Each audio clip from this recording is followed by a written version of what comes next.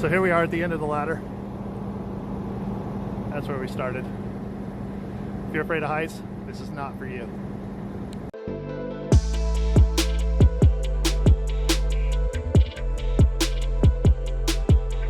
Hey guys, welcome back to Tech 702. Mike here.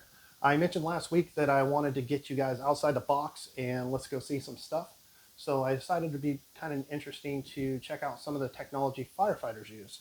A lot of people think it's just hoses and axes and climbing in and out of buildings. There's actually a lot of diagnostic and monitoring equipment that we use. So I just wanted to briefly cover some of the cool stuff that we get to play with all the time.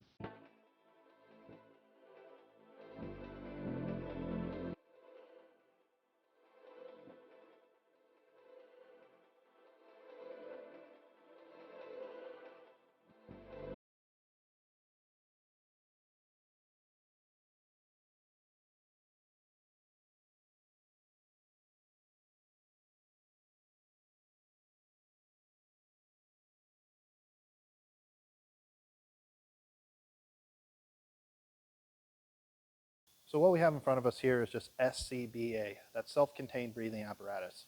In any hazardous atmosphere, we don't want to be breathing in bad stuff, as well as one of the most common injuries from people in fires is actually breathing in the superheated gases, and it can liquefy your lungs. So we want to make sure we're on air if we're in any kind of hazardous environment. So these air packs, similar to scuba diving, except they're backwards. You'll see a scuba tank hooked up the other way. It's going to be a positive pressure system. So we test that system every morning, making sure our bottles are full. These cylinders are large ones. They have about 4,500 PSI in them. So I'll save you all the technical stuff, but we have a nice display here. It gives us an analog readout as well as a digital readout. The mask is fitted to your face and it has a communication module on it, which I can plug into a radio if I'm set up. And you can also put in other cool features. There's heads-up displays, stuff of that nature that can be attached. The first thing I'm going to show you is a FLIR gun. Forward-looking infrared. You guys have probably seen this in a lot of military type shows, and it allows us to see heat. So whether it's a person in a room, a source of flame, it allows us to see that. So as we pan around here, I'm in a relatively cold high bay right now. You can see the different heat signature. So on the bottom right there indicates that's about 55 degrees, 59 degrees. So wherever I point it at, so you can see the wheel hub is retaining a little bit more heat. Now for an extreme example, let's go up to one of the lights. Find one of the light ballast up here. And I will just aim at that. And look what we get right out the gate there. So it looks like there's points of that light that reach 150 degrees or so. So the objects that you're seeing are not actually the visual objects, but a heat signature representation of what those objects are. We can zoom in on something to get a little more clarification. And then the scale is sliding. It's set to fire right now, so that's about 1200 degrees on the right. We can set that to a person scale, basically to keep us in the range so we get that broad spectrum of differentiation so that we can see what we're looking for. So the next piece of equipment is a rad meter, just like you see on TV, except they don't work just like you see on TV, like most things. So it's able to do a cursory search of topical radiation. Now you're getting a reading there because there's background radiation and everything, whether it's space, the ground, technology, different things radiate at different amounts. So what we're looking at is that sliding scale, which we can adjust, and there's different exposure limits depending on your personal protective equipment, or if we're searching for an NBC item, et cetera, et cetera. So it's just another tool in the bag, and we just slide it along and get different readings. Next gadget I'm going to show you is actually a personal infrared, and these are ones that we wear on our packs.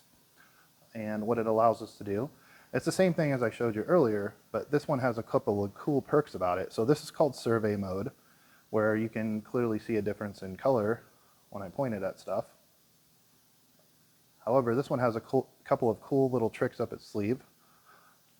We have fire mode, which is more of a grayscale, goes to a higher range of temperature. So you'll see a lot of blending of colors. That's why it looks so grayscale right there.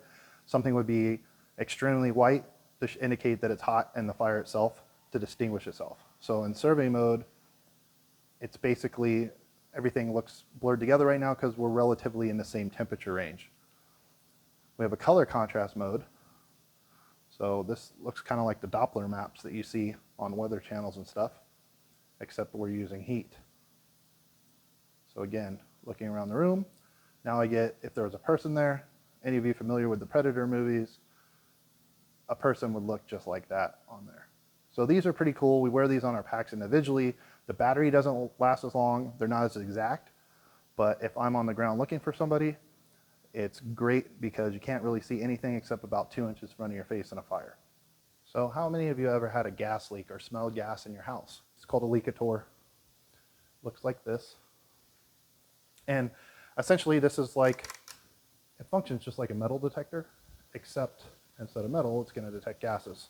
So we have a knob here, and it turns on with kind of a squelch. So I can adjust the sensitivity of that. And all I'll do is go up to whatever the source is, and then obviously it'll indicate. Now all that does is tells me if there's a leak and approximately what the flow is, but there's no rating here. So how do we determine if it's a hazardous amount of gas? That's where my next toy comes in. The next tool we're going to show here is the CGI, the combustible gas indicator.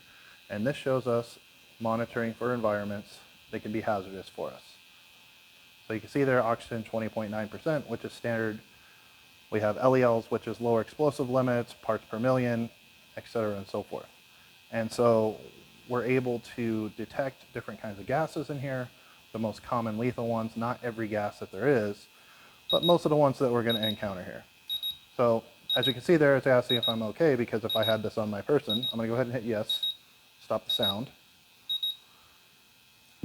But if I had this on my person and I stopped moving, before I got the reading or simultaneously, it sounds what's called a pass alarm to let other firefighters know that you're down and you're not moving, which is probably not good. And now what I'm going to demonstrate is what happens when you, similar to the alarm you just saw, will give me an indication that I'm in a dangerous situation. So I'll just blow into it because that should be an oxygen deficient atmosphere. And there we go. So my exhaled breath took it down to 17%. A little H2S because I just had dinner.